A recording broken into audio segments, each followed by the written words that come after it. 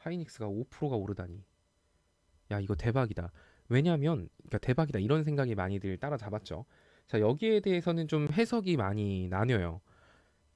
지금 낸드 사업 분야에서 SK 하이닉스는 세계 4위인가 그랬을 겁니다. 근데 인텔 쪽을 인수합병 한다고 하면 그쪽 사업 분야를 받는다라고 하면 세계 2위로 도약할 만한 기회를 얻는다라고 하죠. 자, 어떻게 보면 장기적으로는 괜찮은데 지금 80, 90억 달러를 쓸 만큼 매력이 있느냐? 지금 굳이 그렇게까지 써야 돼? 약간 이런 부정적인 시각도 존재를 하는 것 같아요. 근데 어쨌든 전 세계 2위라고 한다면 뭐 점유율이 높으니까 삼성전자가 1위일 거고 2위가 SK 하이닉스가 될 겁니다. 이런 부분에서 단기적인 관점으로는 지금 투자한 이만한 값어치를 할 수 없을 것 같긴 하지만 장기적인 관점으로는 충분히 매력적일 수 있어요. 그러면은 지금 이제부터 SK 하이닉스를 사야 되나요? 뭐 이렇게 생각하실 수도 있지만 글쎄요.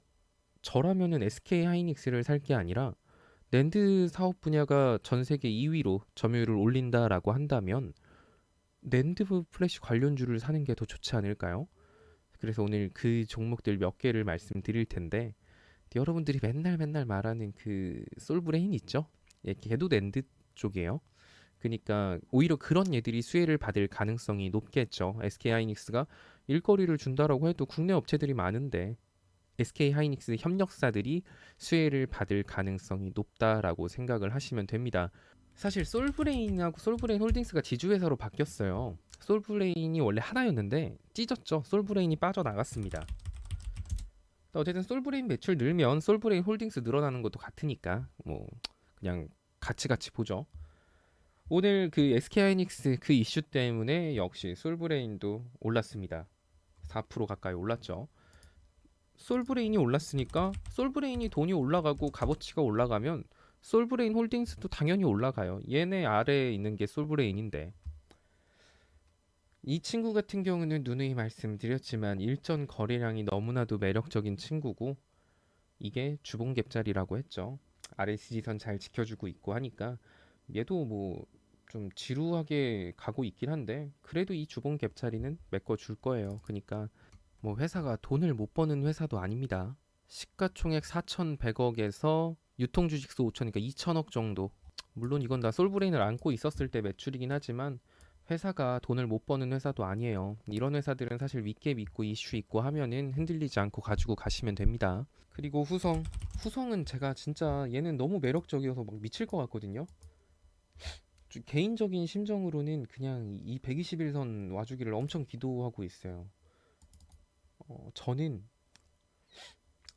후성이 이 자리 오면 살 거예요. 물론 방송에서는 제가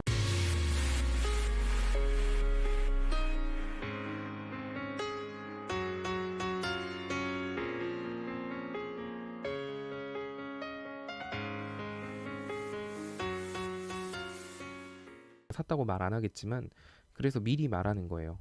저는 후성이 121선 만나면 살 거예요. 그러니까 뭐 적당히 잘 메모해 두시면 됩니다. 후성 같은 경우는 사실 얘는 121선부터 저는 빠지는 족족 사서 이 종목은 비중 20%까지 맞출 거예요.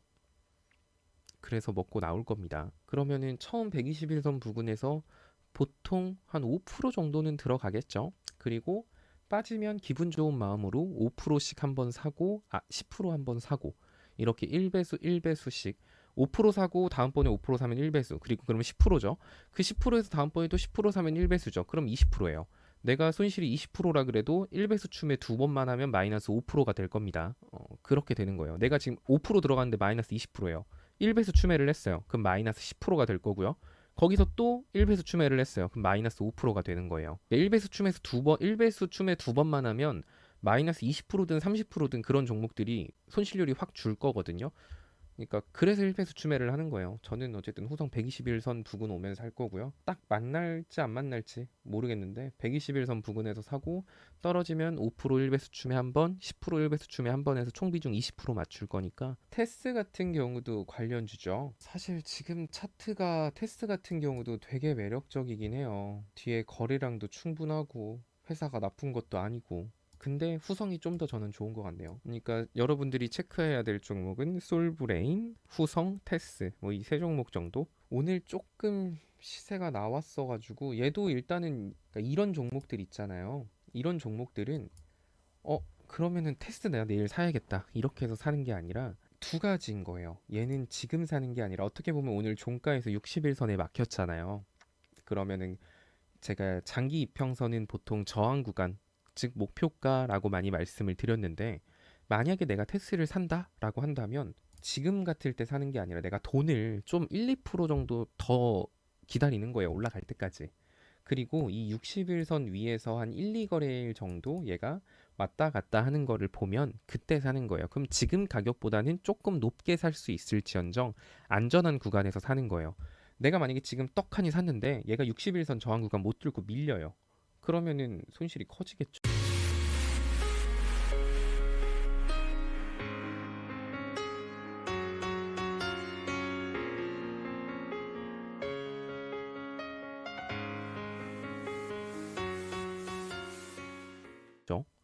그러니까 얘는 위에 60일선 위로 안착하는 거를 1, 2거래일 정도 확인하고 사던가 아니면 아예 그냥 그래 지지선 기다려보자 여기 기다렸는데 안 오면 할 수 없고 오면 잡는다 라는 생각으로 접근하든가 그럼 타이트하게 지지선에서 잡으면 손절가 뭐 3, 4% 잡아도 그렇게 큰 손실이 없어요. 근데 이 60일선 돌파하는 시점에서 잡았으면 4%, 5%?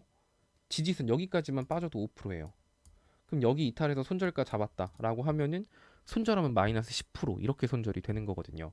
그렇게 큰 리스크를 안을 바에 차라리 그냥 한 1, 2% 위에서 안전한 자리인 거 확인하고 들어가는 게 더 좋다라는 거예요. 근데 갑자기 얘가 안전한 자리인 거 확인하려고 했는데 그냥 이렇게 날아갔어요. 그러면 배가 아파하시면 돼요. 그냥 아, 배 아프다.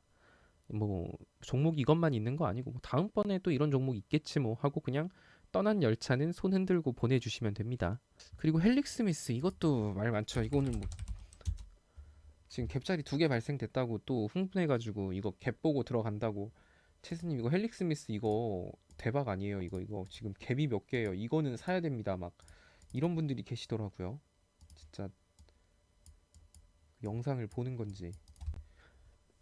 물론 여기까지 메꿀 수도 있겠죠. 뭐 메꿀 수도 있을 거예요. 근데 헬릭 스미스 같은 경우가 파생상품 투자에 실패했다 그랬나요? 그래서 자기 자본 대비 법인세 비용이 그러니까 법인세 비용 차감하고 사업 손실이 50%가 초과됐다라는 뉴스는 보셨을 거예요. 이게 무슨 말이냐면은 너네 1번 유증을 할래 감자를 할래? 약간 이런 선택지거든요. 그럼 어쨌든 유중도 악재인데 지금 그럼 얘는 지금 관리 종목의 요건에 거의 부합됐어요. 관리 종목 수준이 되는 거예요. 그러면은 관리 종목 딱지가 붙는 순간 일단은 연기금이고 뭐 기관 단체고 관리 종목은 거의 매수세가 안 붙어요. 그럼 뭐 외인들하고 같이 개미들하고 신나게 단타를 하든 뭐 그렇게 해야 되는데 관리 종목에 들어가면 그때부터는 투자 받기도 어렵고 하니까 회사 재무가 더 안 좋아질 거예요. 그러려면 유증에 성공을 해야 되거든요. 이거 유증 받고 싶겠어요? 이거 울며 겨자 먹기로 유증 받는 거 아니면 유증 성공 가능성도 굉장히 낮아요. 유증에 실패한다. 관리 종목 붙는다. 그러니까 자꾸 언론에서 헬릭 스미스 자칫하면은 뭐 상패될 수도 사실 지금 이거 가지고 상패까지는 논할 건 아닌데 관리 종목이 될 가능성은 생각보다 높은 상황이에요. 관리 종목이 되면은 그 다음이 상패니까. 근데 굳이 지금 이런 거를 갭 있다고 들어갈 필요가 있을까요? 그때 일전에 이거 하한가 맞기 전에도 헬릭 스미스는 제가 말씀드렸지만 위에 갭이 몇 개가 있든 간에 이런 종목 살 바에 저라면 차라리 제발 진지하게 다른 종목으로 옮기셨으면 좋겠습니다라고 말했던 게 헬릭 스미스예요. 여전히 의견은 같아요. 물론 이 갭자리를 메꾸면 먹을 수 있는 돈이 어마어마하게 많겠지만 사는 내내 불안에 떨 것 같아요. 그러니까 그 제 투자 맨날 말하죠. 사놓고 불안할 거면 사지 말라고요. 얘가 100%가 가든 200%가 가든 그럼 뒤돌아서 후회할 수도 있겠죠. 아, 그때 엘릭 스미스를 내가 샀으면 100%를 먹었는데 100%를 먹었을 텐데 올라갔을 때 결과론 가지고 말하는 건 누구나 할 수 있습니다. 근데 그 과정이 힘들고 스트레스 받을 것 같으면 그 여러분들 정신 건강을 위해서 오히려 그런 종목은 안 사는 게 더 좋을 수도 있어요.